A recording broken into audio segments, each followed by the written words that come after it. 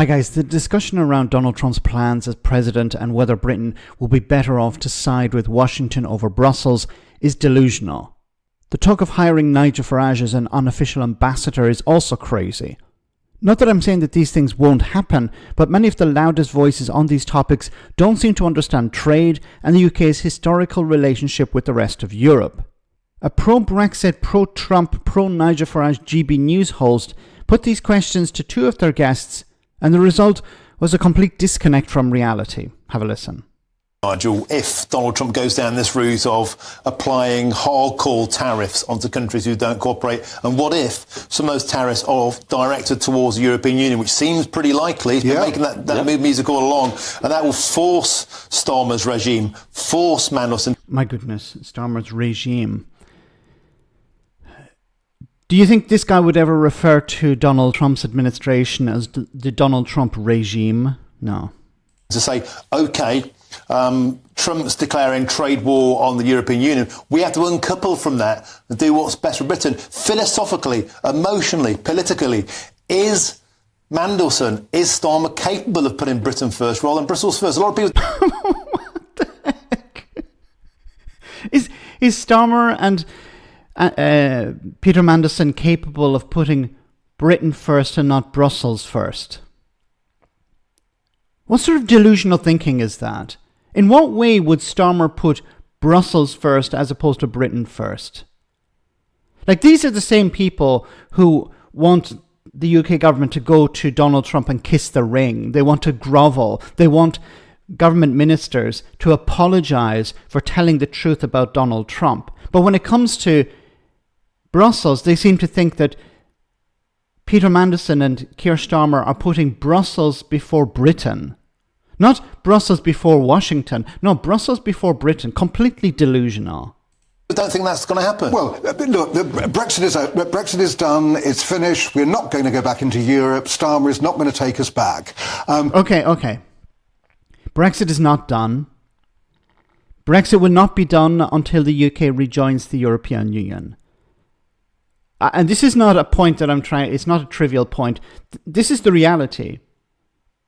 Brexit has not been implemented fully. The Tories decided not to implement Brexit from day one, but to spread it out over a number of years. So technically, Brexit is not done.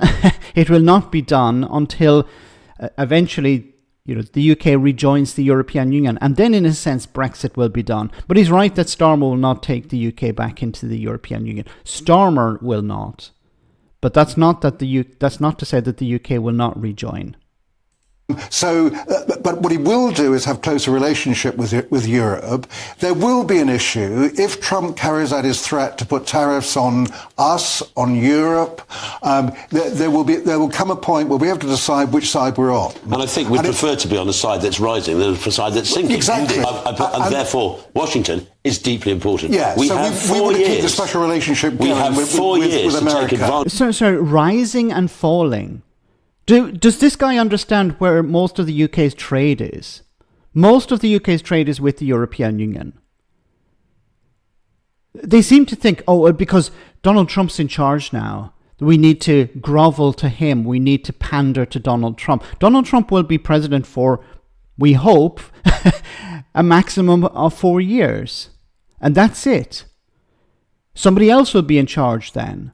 So I don't understand this attempt to pander to him, when most of the trade the UK does is with its neighbours, with the European Union. Now, the single biggest entity, the single biggest country is the United States, yes.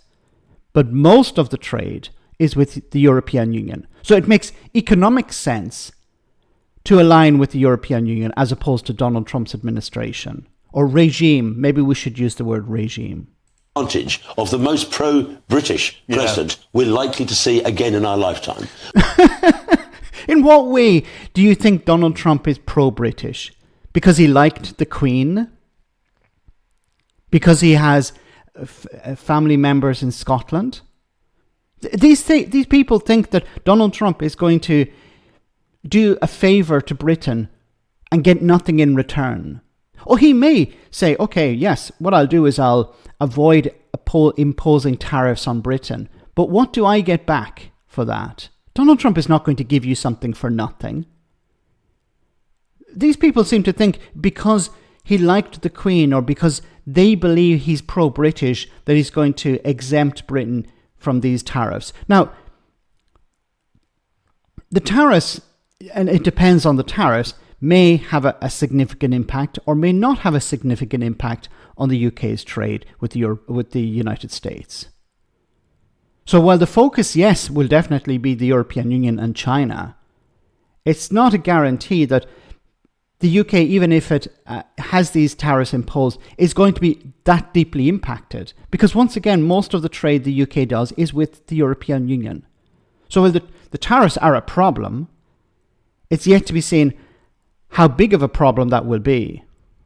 We have 4 years, and I can't see anybody else in the Labour atmosphere who is in a position, who has the flexibility. Provided Trump doesn't actually include us in tariffs. Well, that's what he's there for, isn't it?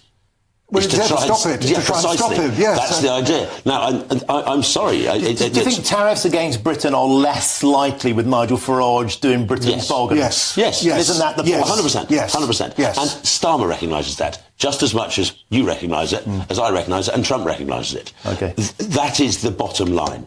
And for people like Blunkett and for the highfalutin types of the Labour Party say, oh no, we can't speak to him. He's in Parliament. He got 4 million votes. He's going to be there. His star is rising. Okay. Deal with it, guys. Deal with it. Okay. These people seem to think that Nigel Farage will do the UK government a favour and he will do Britain a favour. It's about Nigel Farage. We're talking about Nigel Farage, the guy who sold people a lie, the guy who convinced people to vote against their own interests.